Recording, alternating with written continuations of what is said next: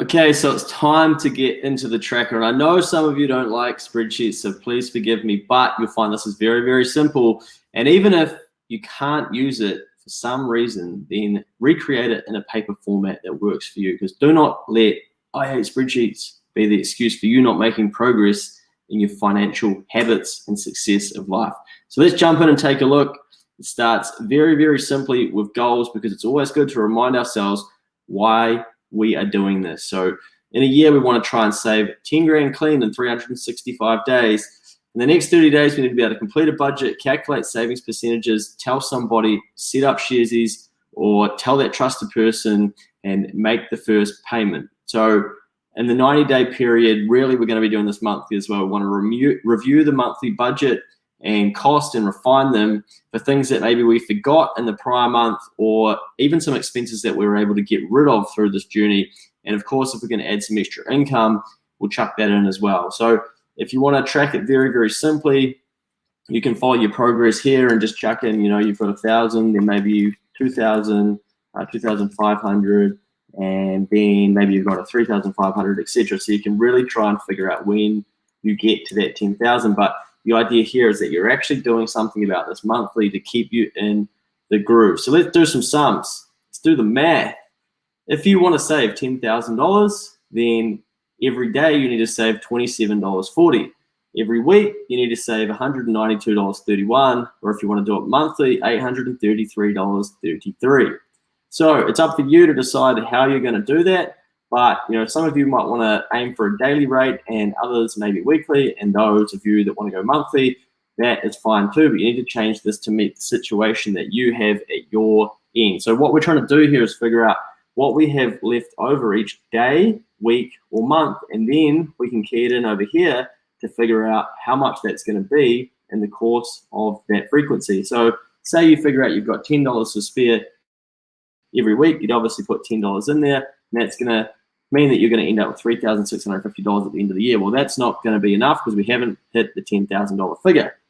For those of you that are going this weekly, then of course you want to put in your weekly amount, and that's going to calculate it out too. So you can edit these and put in your own figures based on whether you get paid weekly or fortnightly or monthly, to then work out what it is that you're going to have left over. So let's jump into the cash flow part of it to then make a bit more sense of it, because here we want to be putting in what our wages are. Now, I've got this weekly for you all, and this lines up to the dates of the calendar, and you can actually drag these out to extend them when you need, or change this for April, May, June, July.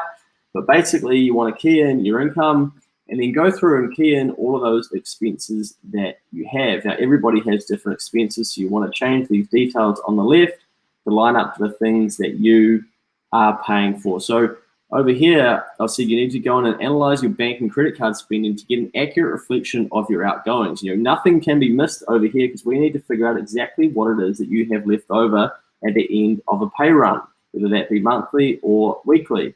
So this will mean reviewing it monthly as well to ensure that nothing's been missed, just like we said on the goal sheet. The living costs are all grouped down below here around your rent, or it might be your mortgage, food, power, entertainment, bills account for internet and things. So you really need to change this based on what your situation is. This is a template that's designed for you to change. But what happens is it starts to calculate down here a little bit further what you've got left over. So let's say you've got $5,000 of wages coming in on the 25th of February, or the week of, and you've got to pay those expenses as well. Then basically those total to $700, and you're left with $4,300. So this can change if you have a starting balance of say $500 in your bank account, for instance. It will update. But let's start with zero, and what that shows us is each week what we've got left over based on what expenses we have. And what this is telling us is before the next time we get paid, which is on the 25th, or the week of the 25th of March, we've got $2,190 left over. So that is very good. I'd imagine most people won't have a figure like that pop out down the bottom. So then you want to go back and make sure I got absolutely everything included, because what that's telling you is you can basically save $2,000 a month. So if you went back over here, well, you could say, actually, I could change this to $2,000. and you're actually going to save 24 grand in a year. So it's only going to take you 5 months to do this, and you're going to do it a lot faster than a year, which is cool. Hopefully that is the case, and we can find some ways to make that the case as well. So once you know what amount you've got each month left over, then my challenge to you would be to fill this row up here. So if you can do this before your next pay, you would then key it in to be automated for $2,000 straight away. What that's going to do is mean that the first person that gets paid is you. You are going to save your money as soon as you get paid. That means that there's no temptation to jump into it and do all those things that we always do to make sure that we end up back at zero with no money and, like most Kiwis, living paycheck to paycheck. So that is the ultimate hack, automating your savings. So then you know, cool, I'm going to save 2 grand there. The first person that gets paid again, myself, 2 grand. And when you go and run this column again down the bottom, it's going to say that you've still got money left over in each of the weeks, but you just about get back down to zero.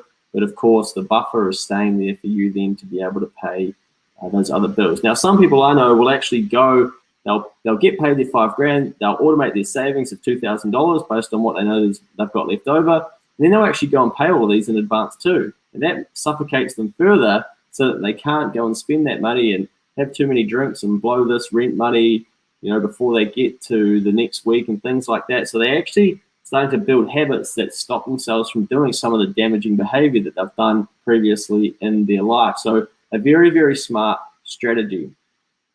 Now here, just a reminder, automated savings, that this is a method of saving a predetermined percentage of your income as soon as you get paid.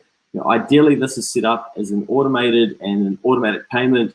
You'll need a good grasp on your total outgoings to use this method because if you're short of money, to pay the rest of your expenses, there's only really one solution, and that is to increase your income. It's not to dip into your savings to cover those costs. So we can talk about that as well, because up here, there's a row for you to actually add in some extra income. So it might take you a month, but you might end up accumulating $500 of new income, and that's going to make a big difference to the percentage that you're actually going to be able to save. Because now, you've already been getting by, so you could potentially save that entire $500 or save a percentage of it, depending on how quickly you want to achieve your 5-figure formula.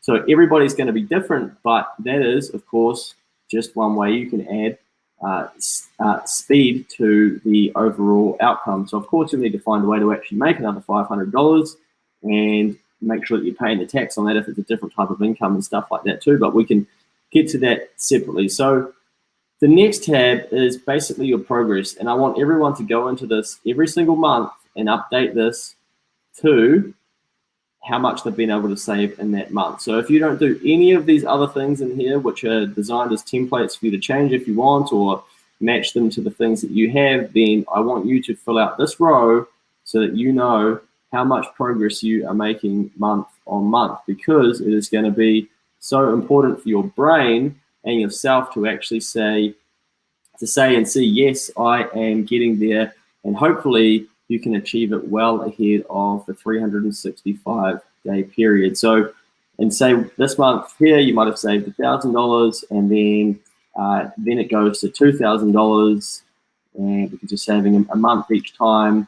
Or back to the example, basically you were saving $2,000, then it's going to be 4, then it's going to be 6, 8, 10, and 12, and beyond. So you're actually, like we said before, doing it in 5 months, if you could save $2,000 per month. But the purpose of doing this is to actually list your total assets and then your liabilities each month to prove, or to yourself, that you can actually make progress to net worth, which we'll speak about.